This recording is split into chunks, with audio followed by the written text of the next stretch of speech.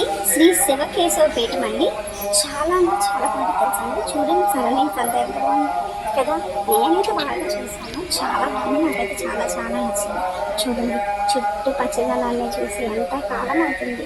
అసలు ఎక్కడ దొరుకుతుంది పచ్చదనం? ఎక్కడ దొరుకుతుంది? ఏదో దొరికిన చోట చూడాలి కదా. చాలా బాగుంది. ఇది మాత్రం అసలు దొరికిన చోట చూడాలి అనేది కాదు, మంచి సాటిస్ఫాక్షన్ అయితే వచ్చింది నాకైతే. చూడండి ఎదురుగా రాధాకృష్ణ స్టాచ్యూ ఎంత బాగుందో. వెళ్ళంగానే లోపలికి లెఫ్ట్ సైడ్ అలా వెళ్ళంగానే అదే కనిపిస్తుంది. అది కూడా విభిన్నమైన పోజెస్లో ఉన్నారు రాధాకృష్ణుడు. అది ఇంకా ఇంకా ఎంత ఉన్నారు. ఇక్కడ చూస్తే వల్లభ గణపతి, అది వల్లభ గణపతి దేవాలయం అన్నమాట. కాబట్టి ఇంకా అట్లా అట్లా అట్లా ముందుకు వెళ్ళిపోయామనుకోండి, అక్కడ చూడండి ఆకాశ దీపం పెట్టుకోవడం. కార్తీక మాసంలో మనం ఆకాశ దీపాలు వెలిగిస్తుంటాం కదా, దానికోసం అనమాట. అది నెక్స్ట్ నంది గారు అసలు ఏమన్నా వెళ్ళారని ఎక్కడ నుండి చూసినా నంది గారు అంత అంత సెంటర్ ఆఫ్ అట్రాక్షన్. చాలా అంటే చాలా. చూడండి కింద ఫౌంటైన్ అనుకుంటా, అది మౌంటైన్ వస్తే ఇంకా బాగుంటుంది కదా. మీరు ఒకసారి వెళ్ళి చూడండి, బాగుంటుంది.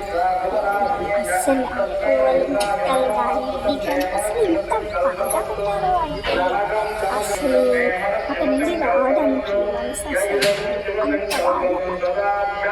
నేనైతే బాగా చూసాను, నాకైతే చాలా బాగా నచ్చింది. చూసారు శివుడు. మరి కార్తీక దీపోత్సవాలు అవి జరుగుతూ ఉంటాయి కార్తీక మాసంలో. సో అప్పుడు జనం ఎక్కువ మంది వస్తారు కదా, వాళ్ళ కోసం అనుకుంటే అది కూడా సెటప్ చేసి ఉంచారు ఆడియన్స్ కూర్చోవడానికి అన్నట్టు. చూస్తారు గ్రీనరీ గ్రీనరీ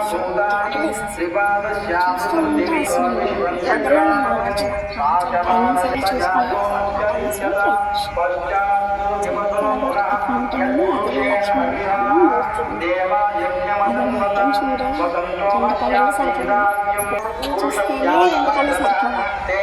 అలాంటిది ఇంకా మొత్తం చూస్తే ఇంకేమన్నా శివుడిని చూస్తున్నాం.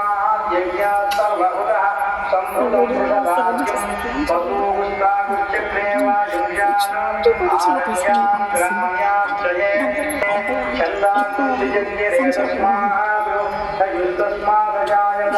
సంచారం వచ్చేసారు. అంటే ఇంకా లోపల తీసుకోవాలని